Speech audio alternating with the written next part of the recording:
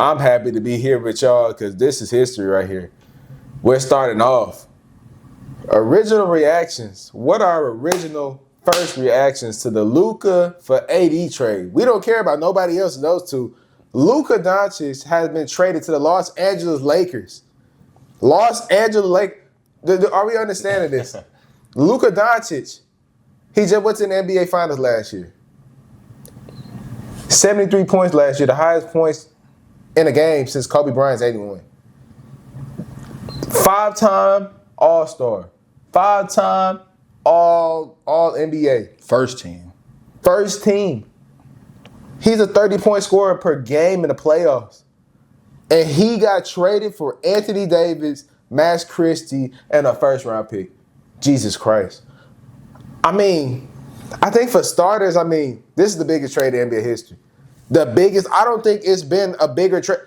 They just traded for potentially a top 2 player in the NBA in his prime. He's 25 years old. He hasn't even signed his full max extension yet.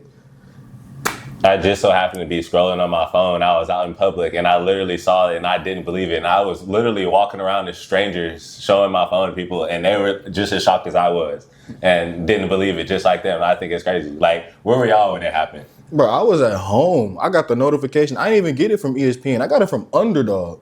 Oh no, I was driving on the way to the bar and I was on the phone with TT and I just slid down on my phone and I seen ESPN, it was the alert symbol, and I'm like, okay, but I'm not paying attention. And then Zoom, he said something in the group chat with LeBron. It said Luka and Laker uniform. I said, hold up. Then I swore down. Breaking news: Luka Dončić had been traded to the Los Angeles Lakers for Anthony Davis, and I'm looking. I'm like, hey, am I tripping, bro? Where are my glasses? I said, all right. This is the biggest trade in NBA history that I'm viewing right now in my eye while I'm driving. I started screaming. I said, "Oh my gosh!" I don't think we're actually computing this for a second. Luka Dončić he should have been one of the untouchable players in the league. Yes. Luka Dončić is a generational piece. If you trade your franchise player, then who in the NBA is untouchable? It makes you think. The only person I could think, I guess, is LeBron, or maybe we were saying Jokic earlier. But if you're gonna trade your franchise player in the middle of his prime, or even before his prime, what type of move is that? And it's crazy because the general manager tried to justify it by saying, yeah, this is the defensive piece that we need to add to our roster in order to keep us in the title hunt for now. I'm like, bro, you was just in the finals. But how much more of a title hunt do you need when you was just one of the last 2 teams standing and your only series loss last year was to the champions in the Celtics? How is that even possible to even process, let alone justify making a move of this nature if you're the general manager for them? I think the only way this can be justified for the Mavericks, they win multiple championships. 2, at least 2. I don't even think 1 is justifiable at this point because at this point, you just gave up 10 to 15 years of generational play from a I'm telling you. A guy who didn't even want to leave. Exactly. A guy who wanted to retire there. When Luka's done in the game, he's going to be, if his career continues the way it's supposed to, he's going to be in the top 10 talks of all time. He's already been to 1 finals, and by far that's probably going to be his worst team he ever takes to the final with the Lakers. That's a free agent hub. And now you get to play with Luka Dončić that makes water into wine. Athletic bigs and 3-and-D wings are going to be scrambling from all kinds of the NBA to come play. And first off, it's Los Angeles. You're going to become a star in Los Angeles. Yeah. Secondly, you're playing with Luka Dončić. He is going to be a top 3 player. And you're playing with LeBron James, too. Mind you, he's not done. He signed a 3-year extension. No, 2, I believe. 2-year extension. So you get to play with 2 of the top 5 players in the league right now. He is good. It's crazy, man. This is, I'm not going to lie, this is a fireable offense.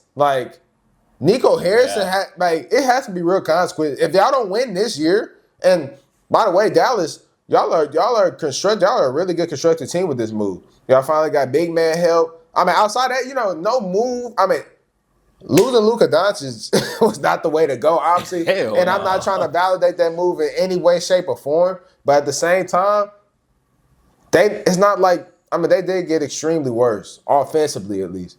But defensively, you got it extremely better. Offense, you got somewhat of offense with Anthony Davis. But I think they're still viable threats in the West, not to the same extent that what they would have been with Luka. But I think you can't just count out the Mavs just because they got off of Luka Dončić. Now, I know Luka Dončić is generational, but that team that's a pretty good team even without Luka and adding Anthony Davis. Not to the same chagrin, but it's still a contender. And I think we got to actually give that some type of life. Like, as bad as that trade was, and obviously we know Luka is 1-on-1, but the Mavs, I'm not gonna bury them as bad as what people are. Now, they should be buried. Like, don't get me wrong. Like, Nico Harrison, that was a horrendous move, but they're still gonna be in contention for at least the next 2-3 years. I think it's tough. I think it is kind of fair on both sides, but like I was saying, this is kind of absolutely a strange move for Dallas. I just think that offensively, like you were saying, there's not really. They need a number one option on offense, and Luka definitely was that guy. We seen in Boston that Kyrie can't be that guy.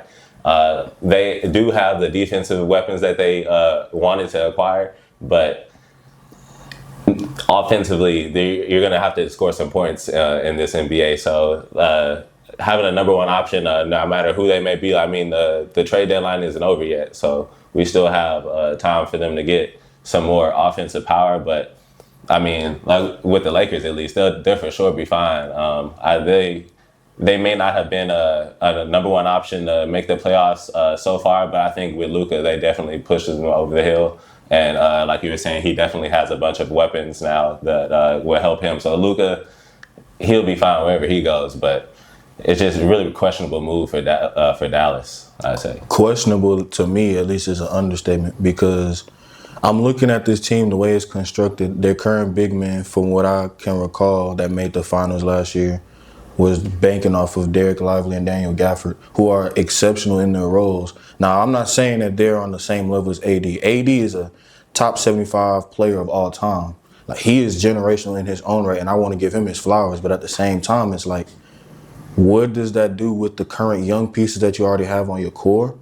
Also, that is a big loss on the offensive side of the ball. If you're giving Kyrie the keys to the ship, for at least the offensive side of things, we already seen how that played out in Boston. Do you feel like you're confident in his rejuvenation as an offensive load? I mean, I guess in Nico Harrison's mind, hey, I mean, he got all faith in the world that Kyrie can return to that, or at least showcase that version of himself. But I just don't see why Dallas would make a move of this nature if they already, think about this, they're not a terrible defensive team for what it's worth. And that was with Luka Dončić. Luka Dončić, we all say that his biggest weakness is on the defensive side of things. If there's anything that holds him back in his career, it's that side of the ball until it gets addressed. And he still took that team to the finals. Do you know how good of a team you have to be constructed to have a player that putrid on the defensive side and still be the best in the West and take on the beast in the East?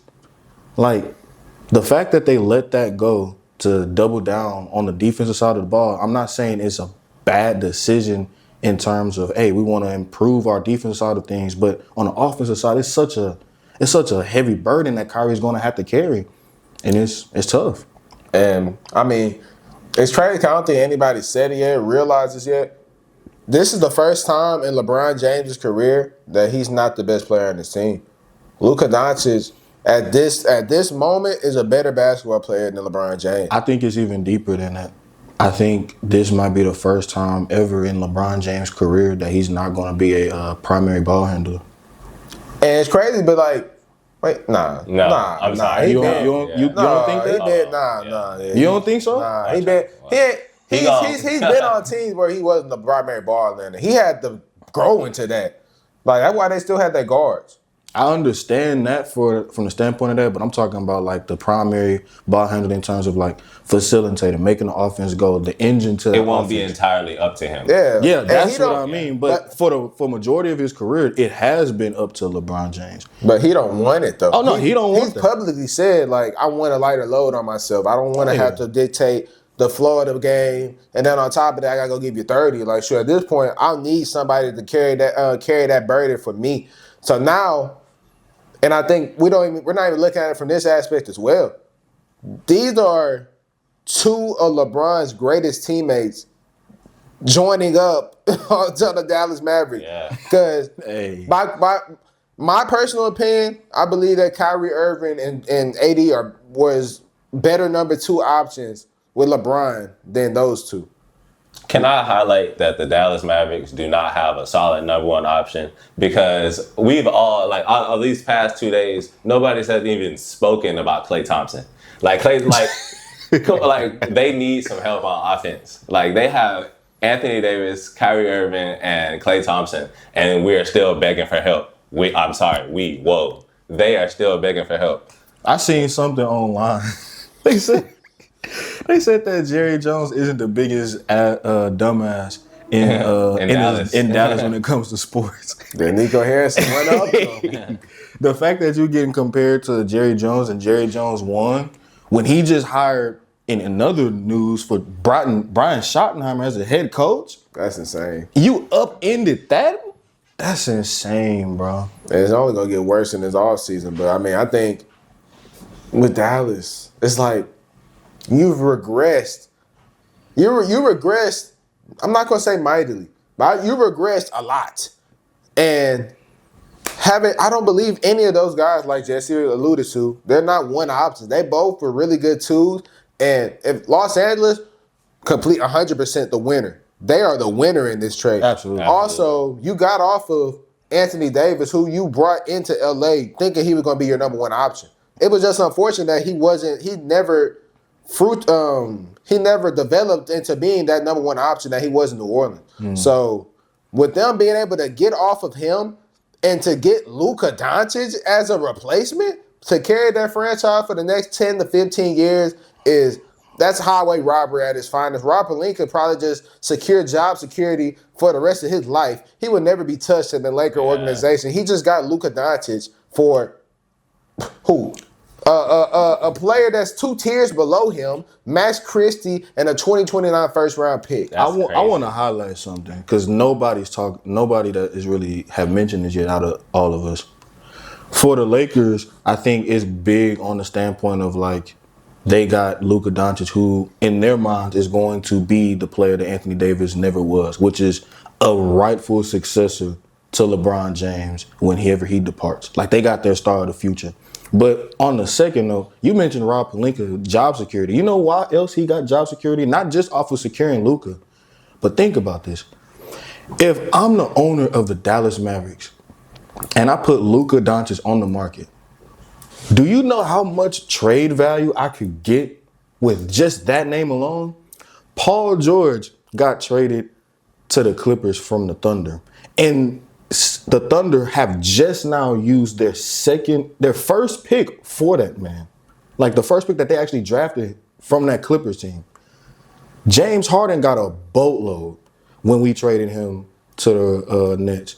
Deshaun Watson, just his namesake alone, we literally just finished utilizing all of the draft picks from last year.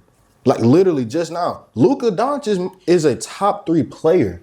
And you telling me the best you could get for him is a top 15 player, a draft pick, and someone that majority of the NBA could really care less about, no disrespect.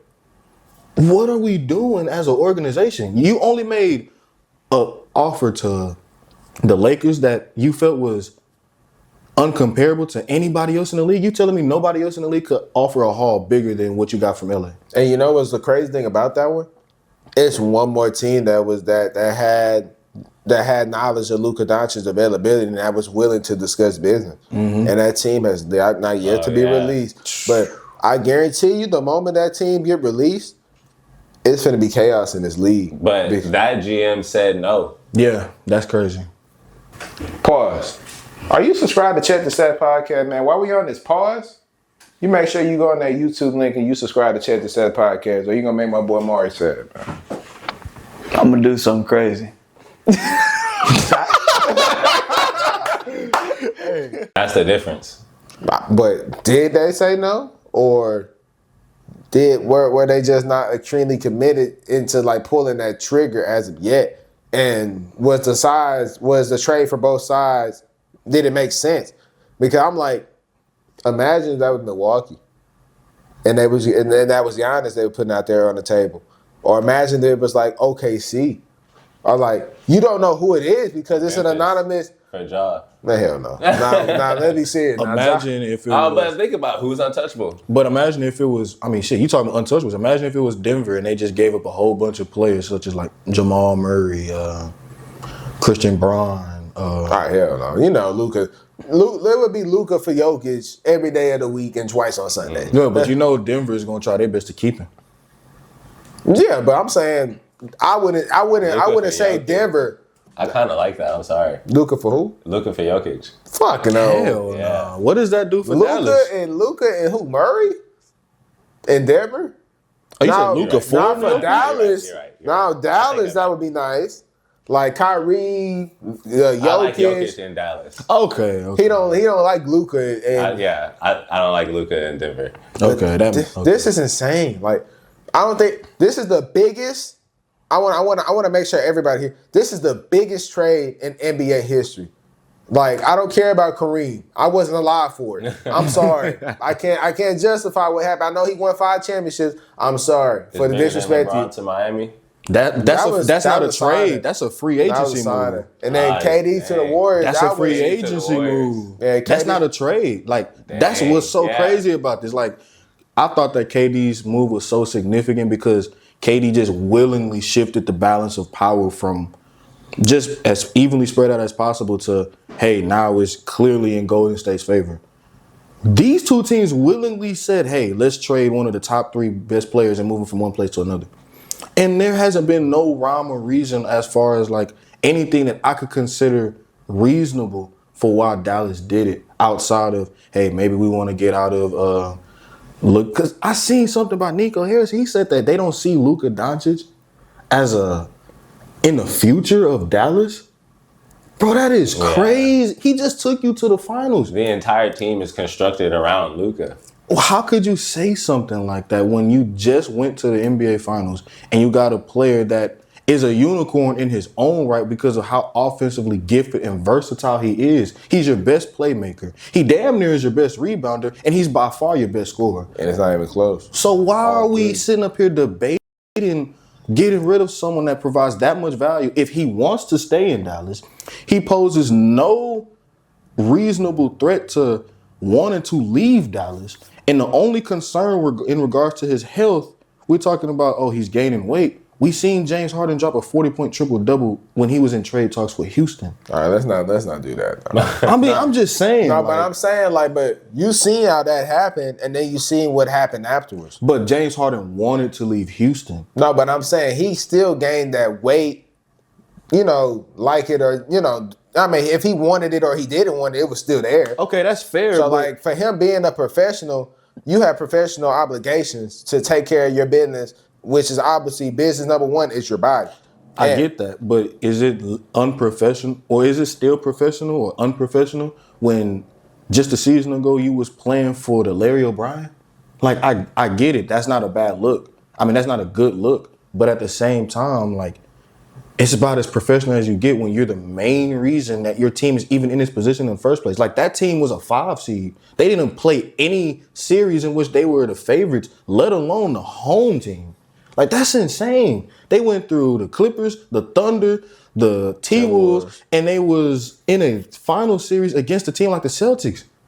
And that was all on the road. And he was the main reason you got there, let alone even competed with those guys that we consider Every win juggernauts. was because of Luka. Exactly. But my thing, I'm not sitting here trying to defend it and say, like, what he did was justifiable because of his weight. Now, to be fair, we can all sit there and say, getting close to 270 pounds as a professional athlete is just out of this fucking world. Yeah, there's no way he's even close to 270. Like, 250 max. Like, 270, do you know how, like... That's actually difficult to do, I ain't gonna lie. But as a pro, but that's what I'm saying. Like, you have a professional obligation to take care of your temple that's making you this money. And at the end of the day, I'm not justifying the trade whatsoever. That's why I'm trying to continuously say, like, I don't want no rampage against me. But it's just not... It's not logical. It's not logical to continue to do these type of things, which is gain this weight. Getting these soft tissue issues, which he's already getting at 25. It's going to get worse if he didn't take care of himself in the future. And obviously, people like that, that's the scariest thing about people like that. You know why? You're complacent. You're getting this level of success. You're a first-team All-NBA player, and I'm not even fully in 100% condition. I'm not at my full physical peak, and I'm doing this. So you got to look at it from the Mavericks standpoint as well. They're like, well, damn, like if he's getting all this success and he drinking 4 or 5 beers a week, shit, smoking his hookah. He on that Babe Ruth time. Yeah. He got him a little dad bod. And he killing everybody. And he's like at 25? And he doing What do you think he's going to be doing at 30? 28, 29. He's not going to want to fucking put in that work to lose that weight. If anything, he's going to be like, well, shoot, I can play on it. I've been playing on this since I was freaking 23, and I done took y'all to the finals. But then, that's when the injuries come through like this that hold him out longer and longer period. Luka has never been out for this amount of games in his entire career. I get that, but like I understand where you're coming from. That makes total logical sense. But if I'm Dallas, I'm hesitating on pulling the trigger just off of the fact that we haven't seen this level of success for our organization since we had Dirk Nowitzki. Since we actually won our only championship in franchise history. We haven't seen a level of success from a player this youthful into his career in NBA history from the standpoint of someone that's been an all NBA player this many times, an all-star level talent this many times compared to the likes of even being better than some of the greatest players in our generation. Like he's better than, at this current stage and time period, he's better than guys like LeBron. He's better than guys like Curry. He's better than guys like KD. And these are guys that define generations. If you let those talents walk out the door, then there's got to be some level of criteria. And from the Mavs standpoint, the criteria is the health scares. I get that. But I don't think that's big enough than, say, what Jimmy Butler's trying to do in Miami. Like, I want my money. They're not giving me my money, so I'm going to be an asshole. Or, hey, KD, I don't feel like I'm going to get the job done with Russell Westbrook. Let me go ahead and see what's shaking in the Bay. Like, I get those type of reasons. This one, health isn't that big of a deal for me from the standpoint of what Luka Dončić is capable of doing, because you've already seen what he's able to do with when you actually have some level of talent around him. Like, that's crazy for me. I 100% agree. I think it's hard, man. It's an extremely hard subject because you can go in many different ways. I see it in a whole bunch of different ways, but obviously, my stance on this is obviously the Mavs are insane for not only trading Luka Dončić, but not getting an absolute haul. And before we go, I want to ask this question. How many NBA franchises are trading their best player if Luka Dončić is available? It's a lot. No, I need all but who? My answer, I would say the only franchise that probably wouldn't have traded for Luka Dončić, their best player. So yeah. My only franchises for me, I would probably say is OKC and Denver. Everybody else is free reign. And not even to say that Shea is better than Luka, because Luka's better than Shea. They just got so much success right now. Yeah, and their team is perfect right now. I'm gonna have to agree. I don't think I can come up with a better two than those two. Because you can't. I would. If I'm Milwaukee, I'm trading Giannis for Luka in a heartbeat. If I'm Boston, I'm trading anybody on that damn team. Shit, damn near. Tatum, Brown, shit. Who you want? You get them. I'm trading D. Mitch. I'm trading Booker or KD. I'm trading I think Ja. I'm trading Jaren Jackson. I'm trading anybody on the fucking Rockets, for God's sake. I think if I'm Milwaukee, That's a hard. I gotta think about That's it. That's an easy. For Give me, Luka. I gotta think about No. Give me Luka. Luka? Give me Luka. it. Why are you so willing to give up a guy that It's- you can personally think of as better than Luka? Bro, Luka is a playoff riser. And Giannis isn't? No, not to this. Luka averages damn near 30 a game for the playoffs. Giannis, it's been multiple occasions where they was able to stop. All they do is build a wall. Giannis had one season when he went to the NBA Finals and he won it. Kudos to him. But outside of that, he has yet to reach a conference final since then. That was his first time ever reaching it. We're going to the finals. Luka, Nah, he been there before. He went there against the Raptors. Conference He lost- finals? Yeah, he lost to Kawhi. I do remember that. He lost to Was Kawhi it? and Kyle Lowry in his first year, yeah. oh, what? Outside of that, Luka in every you can't give me one series Luka play bad in. Oh, no, facts. That is true. So like to say, I promise you, in a 5-year age gap too, they're taking that in a heartbeat. Hey, what? Milwaukee here, Giannis, 30-year-old Giannis, despite whatever defensive prowess that he brings on that end, obviously he's all world on that end. But the offensive prowess of Luka Dončić, the playmaking ability of Luka Dončić, he's not a liability from anywhere on the floor offensively. Defensively, you can, shoot. You can hide him. Yeah, you can made it to the finals with Luka Dončić being on the floor, surrounding him around great defender. So, like, it's not an impossible recipe to get success with Luka Dončić being your main guy. Oh, no. I'm not saying that. If I'm the general manager for Milwaukee, I would have to think about it. I might eventually pull the trigger. I might not. That's just something I have to sleep on. I'm not going to lie. And then if we're talking about a team trading their best, who isn't trading their best player for Luka Dončić, we just witnessed it. The Lakers. They didn't give a LeBron. His situation is so unique because of how much power he has. Dang. So it's like, dang. I think one more team, San Antonio. oh, I think San Antonio, they would get off with me. So San Antonio, Denver, obviously Brian, and who was the fourth one? Denver. Yeah. Those four for me. Me, it's Denver, Thunder, San Antonio, LA, and I'm thinking if I'm Milwaukee. So for me, it's 5. That's sick. What if out of you Philly? Hell yeah, I'm getting off of Embiid in a heartbeat. What the hell? He's more injured. The concerns you have about Luka's future, that is Embiid's present. Like, that nigga. Bro, you got to think about this. This man has missed 40-something% of his career in the regular season.